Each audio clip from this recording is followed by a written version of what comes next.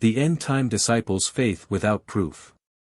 BD number 5951. May 7, 1954, I expect you, my end-time disciples, to possess strong faith, a faith which convincingly professes me before the world.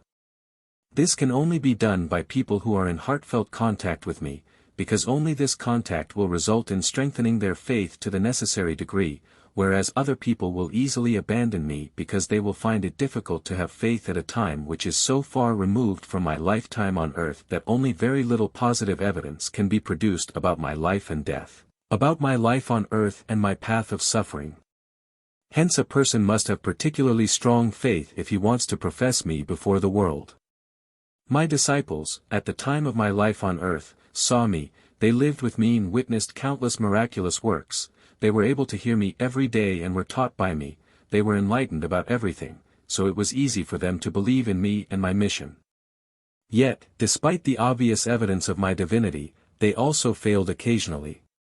However, after my death they were so permeated by my spirit that they were able to fulfill their task of carrying the gospel into the world and therefore also advocated me with conviction. But what is the situation with my end-time disciples? They were unable to see and experience anything, they do not witness my visible presence, they must simply believe what they were told about me. Nevertheless, my end-time disciples are not without strength and they, too, recognize my working. I also reveal myself to them in spirit, which precisely presupposes the heartfelt bond with me.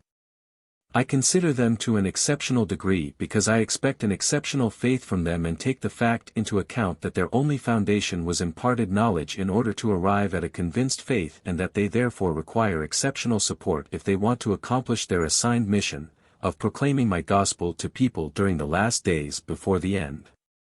I expect much of these last disciples of mine, for they must solely believe in the word, they must bear up to all counterarguments which portray my life on earth and my mission as implausible. They must only believe. But I bless them for this and tell them again, the last will be the first, for their mission is a significant one, since it is, after all, essential to still save souls before the end, to introduce these to Jesus Christ as well, so that they will not pass away from this earth unredeemed. They must stand up for me, for their Father and Redeemer. They must profess me before the world when Satan runs against the bastion of faith with all his might. Then they must prove themselves and their faith in me, then they must loudly profess my name in public, because this name alone is the power to eliminate Satan's activity and to render him harmless. I expect a strong faith from these last disciples of mine, yet they are not alone in the battle against the enemy. I myself will be with them, because their faith allows me to be present and thus, they will be victorious, and all those who follow my disciples and likewise profess my name before the world. Amen.